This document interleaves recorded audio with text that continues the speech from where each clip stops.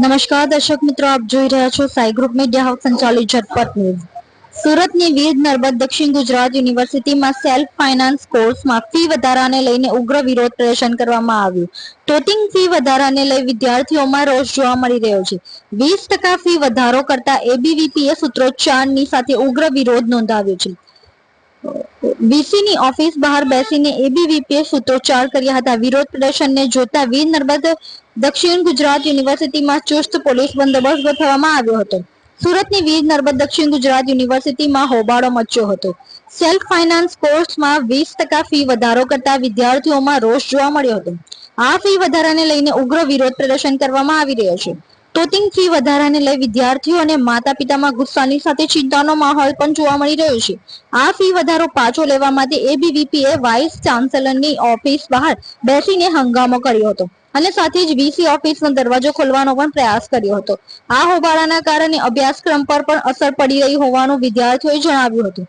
Fee વધારો પરત ખેંચવા માટે વિદ્યાર્થીઓએ વીસી સમક્ષ માંગ કરી હતી. સુરતની વીર નર્મદ દક્ષિણ ગુજરાત યુનિવર્સિટીમાં સેલ્ફ ફાઇનાન્સ કોર્સમાં ફી વધારાને લઈને વિદ્યાર્થીઓમાં ઉગ્ર વિરોધ જોવા મળ્યો. તંત્રએ કોર્સની સાથે વેલફેર ફી, સાધનો, પુસ્તકોની ફીમાં પણ વધારો કર્યો છે અને સાથે કેમ્પસ ડેવલપમેન્ટ ફંડમાં પણ વધારો કરવામાં આવ્યો છે. સૂત્રોચ્ચાર કરી રહેલા વિદ્યાર્થીઓએ વીસી ઓફિસ બહાર હોબાળો સર્જી ફી વધારો પરત ખેંચવા માંગ કરી છે. વીર નર્મદ સાઉથ ગુજરાત યુનિવર્સિટીમાં હોબાળો શાંત કરવા માટે પોલીસની પણ મદદ લેવામાં આવી હતી.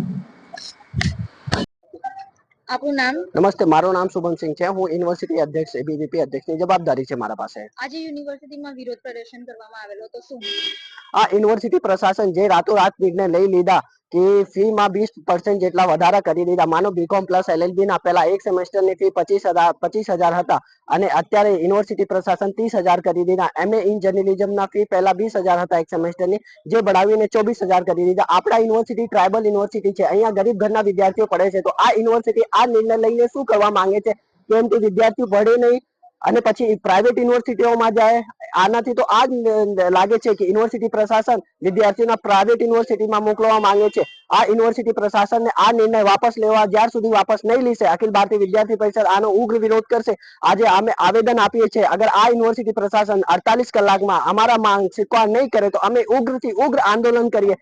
અગર યુનિવર્સિટીમાં તાલાબંધી કરવા પડશે તો અખિલ ભારતીય વિદ્યાર્થી પરિષદ યુનિવર્સિટીમાં તાલાબંધી પર કરશે. બટ આ યુનિવર્સિટી પ્રશાસનને આ નિર્ણય વાપસ ખેંચવા જ પડશે. પહેલા કેટલી ફી લેવામાં આવતી હતી ને એકદમ 20%નો અત્યારની ફીમાં વધારો કરવામાં? માનો બીકોમ એલએલબી ના પહેલા એક સેમેસ્ટરની ફી 25,000 હતી, જે 20% बढ़ाવીને એક સેમેસ્ટરની ફી 30,000 કરી દીધા.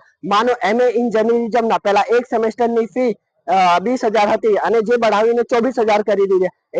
એમ જ અલગ અલગ કોર્સસમાં આ લોકો 20% જેટલા વધારા કરીને ફીમાં ઇન્ક્રીમેન્ટ કરી દીધા છે. શું તમે શરીરના સાંધાના દુખાવાથી પીડાઈ રહ્યા છો કે પછી તમે કોઈ સ્પોર્ટ્સ ઇન્જરીથી પીડાઈ રહ્યા છો? લકવાની બીમારી બાદની પીડા સહન કરી રહ્યા છો? શું તમને સ્પાઇનલ પ્રોબ્લેમ છે? તો આ તમામ દુખાવાને હવે બાય બાય કરી દો, કારણ કે માસ્ટર ડિગ્રી ધરાવતા ખૂબ જ અનુભવી ફિઝિયોથેરાપિસ્ટ ડૉક્ટર અમિત પટેલ પાસે તમે આ તમામ સમસ્યાઓનું સચોટ નિદાન કરાવી ફરીથી નોર્મલ જિંદગી જીવી શકો છો. તો સરનામું નોંધી લો. Comprehensive care centre, DD street, library પાસે, અનુરાગ સારીઝની લાઇનમાં, નવસારી.